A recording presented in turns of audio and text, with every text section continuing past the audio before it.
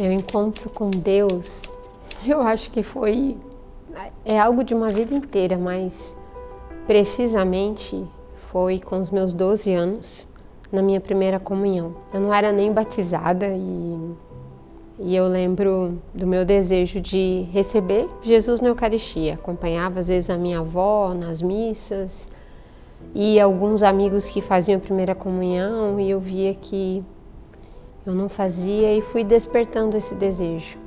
E eu lembro como se fosse hoje desse dia, desse primeiro encontro, foi muito profundo. Eu lembro da música que cantava esse momento da minha primeira comunhão. Mas eu me recordo que na minha infância, às vezes eu ia para a praia com a minha tia, ou diante de algo assim muito belo que eu ficava contemplando a natureza. E eu tinha saudade de algo que eu não sabia dizer exatamente o que. E depois eu entendi que era a saudade de Deus. O catecismo vai dizer que a gente tem sede e desejo de Deus. Há um desejo inerente ao coração humano. E eu pude perceber isso na minha história. Antes de ser batizada, antes de ter clareza que era isso que eu desejava, eu fui percebendo que aquela falta, aquele anseio que eu carregava era exatamente de Deus na minha vida.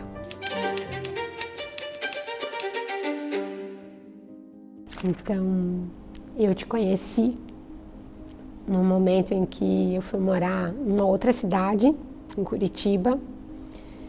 Fui para estudar, fui para fazer o mestrado em teologia. Quando eu fui para Curitiba, eu já tinha lá os meus 33 anos de idade. E às vezes as pessoas perguntavam, e aí, vai casar, não vai casar? Você quer isso?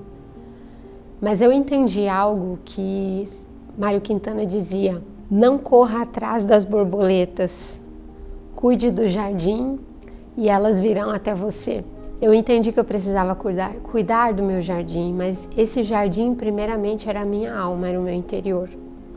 Então, eu não negligenciei esse cuidado.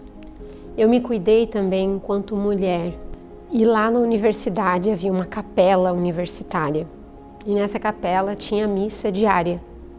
E eu frequentava, ia a essas missas. E numa delas, no mês de maio, início de maio de 2014, um homem sentou ao meu lado. E eu lembro do perfume dele. E naquela missa nós nos conhecemos. Foi onde tudo começou, foi onde você no final da missa se apresentou e a gente começou uma amizade. Dessa amizade surgiu o nosso namoro, noivado, casamento e hoje a nossa história juntos. Então foi como que um tempo de preparação para poder te encontrar. E foi isso que eu percebi nesses cuidados de Deus, de poder te encontrar e te conhecer na Santa Missa, que é sinal, inclusive, do que é o sacramento do matrimônio, a união de Cristo com a sua igreja, que desposa ela como a união eucarística.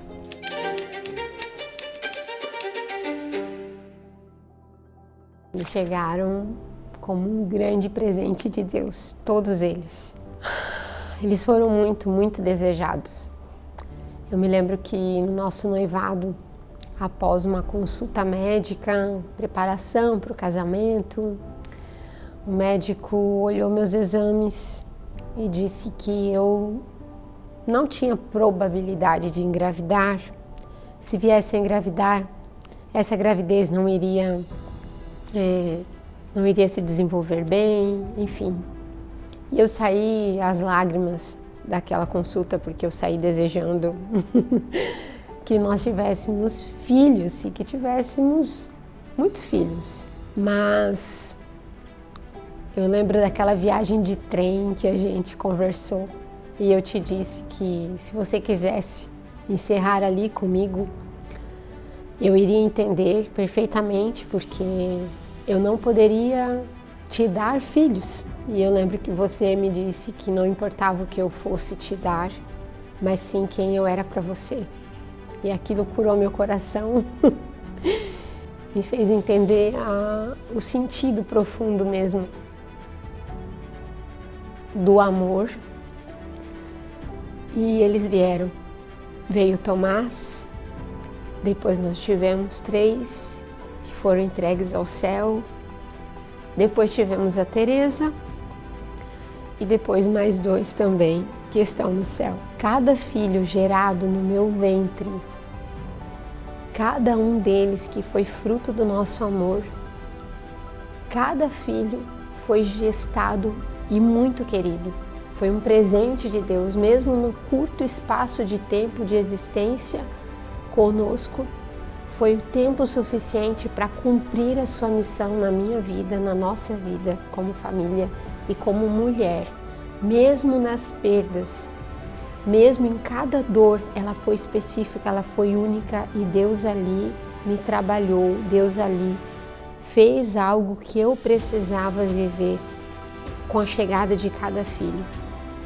Com Tomás, com a Teresa e com os nossos 5 filhos que estão no céu. Lá por volta dos meus 17, 18 anos, eu fiz, a partir dessa idade, dos meus 17 anos, uma experiência missionária e eu tive acesso a muitas leituras. Eu sempre gostei muito de ler, de estudar e eu decidi estudar e aprender muitas coisas sobre a minha fé. E gostava muito de ler a vida dos santos, conhecer a biografia deles, E Santa Teresa era uma das que me encantavam muito. Mas eu era muito jovem, li alguns escritos dela, sobre ela, mas foi com 30 anos de idade, na Jornada Mundial da Juventude em Madrid, em 2011, eu fui participar dessa jornada e no último dia, antes da viagem de volta, nós estávamos já no aeroporto aguardando o voo que iria demorar e alguns de nós decidimos nos aventurar e pegamos um trem para Ávila para conhecer a terra de Santa Teresa. Nós tínhamos 3 horas de viagem, ou melhor, 3 horas para ficar lá e voltar de trem. E ao chegar em Ávila, meu coração parece ter chegado em algo assim que me transportou para muitas histórias da vida dos santos. Ávila é como se fosse uma grande muralha assim, de um grande castelo. A própria cidade já remete ao castelo. E ao chegar perto do Mosteiro da Encarnação, que foi o mosteiro onde tudo começou, a história de Santa Teresa, sua vida espiritual ali começa. Uma grande imagem dela, bem grande assim na entrada. Ao me aproximar do mosteiro, os sinos começaram a bater, cada vez mais forte e mais forte. E eu lembro de ir cada vez mais rápido para chegar no mosteiro. Ao entrar no mosteiro, fomos convidados para participar de uma missa que estava iniciando. E eu participei daquela missa e era uma missa especial em honra a Santa Teresa d'Ávila, que era a festa da transverberação. E foi a experiência mística da flecha no seu coração. A experiência de um amor profundo de Deus na sua alma, no seu coração.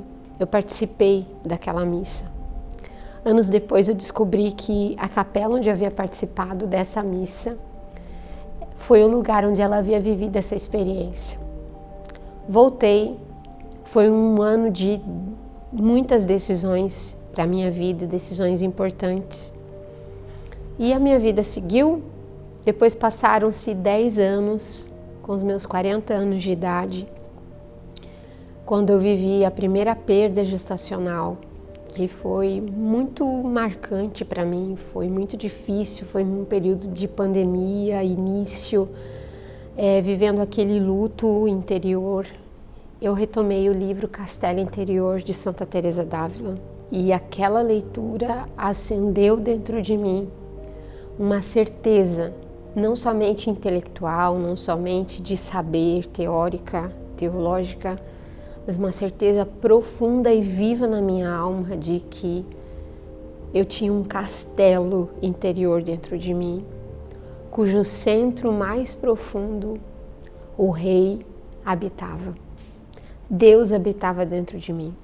Eu me dei conta de que eu não era oca por dentro. Eu me dei conta de que não era só um luto que eu estava vivendo, mas eu me dei conta da vida eterna. Uma luz mesmo se acendeu dentro de mim com essa leitura. E eu decidi, a partir do livro Castelo Interior, focar o meu trabalho, desenvolver um trabalho exclusivo com mulheres. Foi da morte, uma vida nova nascendo, a vida desse projeto todo, que foi o meu projeto de trabalho com as mulheres, foi onde eu comecei as mentorias, os cursos, as formações, de acompanhar as mulheres a partir dessa experiência com ela, na minha vida, na minha história de vida. O meu trabalho com as mulheres foi entender que haviam peculiaridades assim próprias do feminino e que a experiência de ser esposa e mãe acenderam dentro de mim essa forma específica de ser mulher e de viver essa vida interior com Deus. Eu entendi a partir dessa experiência de que não era o meu estado de vida, as realidades diárias, cotidianas, o que isso implicava no meu dia a dia, não era um impedimento para viver a minha fé e a minha vida de intimidade com Deus. Era exatamente a via, o caminho que Deus havia escolhido para que eu tivesse uma intimidade verdadeira e real com Ele. A partir da experiência de ser mãe, a partir da experiência de ser esposa e assumindo isso de maneira muito específica na minha circunstância de vida. Eu comecei a perceber que a grande dificuldade de muitas mulheres era não entender isso. Era querer lutar contra a realidade das suas vidas. E ao invés de olharem para ela, acolherem e entenderem que esta era a via da sua santificação, às vezes ficavam brigando o tempo inteiro consigo mesmas, com a sua natureza feminina, com o seu chamado a ser mulher. E quando eu comecei a entender isso e a trabalhar cada vez mais essa realidade, eu fui percebendo os frutos na vida dessas mulheres, frutos concretos, tangíveis. Essas mulheres começavam a se ordenar interiormente e isso era visível no seu relacionamento familiar, no seu relacionamento conjugal, na sua vocação, inclusive como religiosas. Parece que muitas vezes, ao longo do caminho do tempo, a mulher, diante de tantas ideologias, ela se desconecta da sua essência feminina, do seu chamado enquanto mulheres. E eu fui entendendo como um trabalho, como uma missão, reconduzir essas mulheres a isso. Primeiramente porque eu pessoalmente vivi esse caminho interior e segundo porque eu fui percebendo os frutos na vida das minhas alunas, das minhas mentoradas e o quanto isso começou a ecoar na sua vida real, concreta, diária. Por isso que eu digo, a vida interior, a vida espiritual, ela é o eixo de unidade da vida como um todo. E isso muda todo o resto.